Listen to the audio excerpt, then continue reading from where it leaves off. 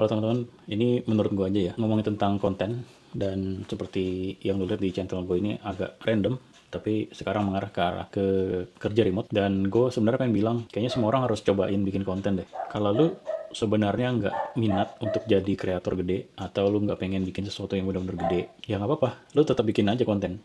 Ini gue coba ceritain alasannya ya. Jadi kan gue kerja remote full time, terus bikin konten itu cuma kayak side project gue aja gitu. Tapi ternyata dari situ gue sadar bahwa hal-hal yang bisa gue pelajari dari selama ini gue bikin konten adalah gue punya proses yang bisa gue dokumentasikan selama perjalanan gue mencari kerja remote atau sharing tentang kerjaan remote ke teman-teman di sosial media. Dari awal gue apply, ditolak berkali-kali, atau ada semacam dark side yang gue share ke teman-teman. Pada akhirnya gue merasa bahwa oh ternyata gue selama ini bikin konten tuh kayak bikin jurnal gitu, bikin jurnal, dan gue merasa diuntungkan.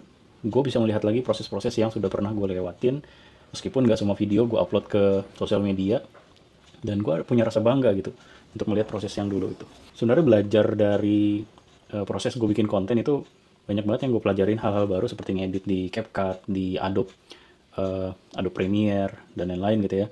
Kemudian gue juga belajar cara menulis skrip, entah itu pakai yang kerangka doang atau skrip yang full atau dengan AI gitu ya, ada yang manual, ada dengan AI.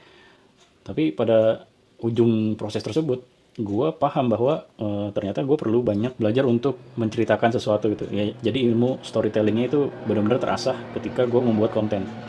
Jadi gue makin paham bahwa selama proses gue bikin konten ini nggak cuma gue bisa sharing tentang hal yang gue ketahui tentang kerja remote, tapi gue bisa juga mendapatkan ilmu yang bermanfaat di luar gue kerjaan remote. Nah, gue pernah nonton YouTube orang dan baca beberapa buku tentang kesuksesan. Ada yang bilang sukses itu 50-50, kerja keras sama keberuntungan. Ada juga yang bilang kerja keras 90%, sisanya cuma keberuntungan dan lain-lain lah. Terlepas dari presentasi itu, gue setuju sebenarnya. Gue setuju bahwa ada di dalam dunia konten itu ada pola-pola tertentu yang selalu bagus gitu, ada yang selalu bagus. Kalau lo nemu konten kreator dengan konten yang selalu viral, dia sebenarnya bukan gak sengaja, ternyata dia sudah melewati proses-proses sebelumnya yang bikin dia gagal, dan akhirnya dia berhasil untuk menemukan pola yang cocok sama dia gitu. Akhirnya dia bisa viral. Entah yang edukasi atau yang vlog dan lain-lain gitu ya. Jadi itu tergantung kita sebenarnya.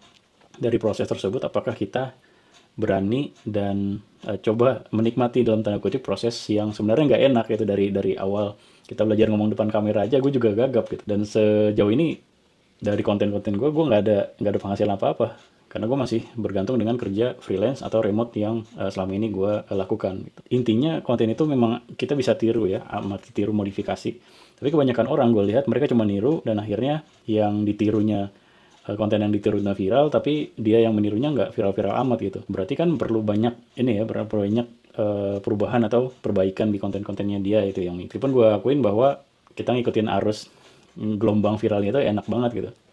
Gue pernah 1 atau 2 kali di salah satu sosial media gue bikin yang mirip, ternyata bisa ikut juga gitu. View-nya banyak meskipun gak banyak subscriber atau followernya nantinya. Kalau misalkan lu mau bikin konten, lu harus pilih antara dua. Lu pengen bikin konten apapun yang penting viral, atau lu bikin sesuatu yang lu bener-bener suka dan lu bangga sama hal yang lu buat, dan akhirnya lu viral gitu. Ujung-ujungnya sama-sama viral, tapi ini beda jalur. Yang satu bisa bener-bener lu nikmatin, satu ya mungkin kurang dinikmatin ya, meskipun sama-sama viral nanti ujungnya gitu. Jadi gue sarankan kalau misalkan yang kedua, jadi kita harus punya semacam pemikiran yang lebih kreatif lah.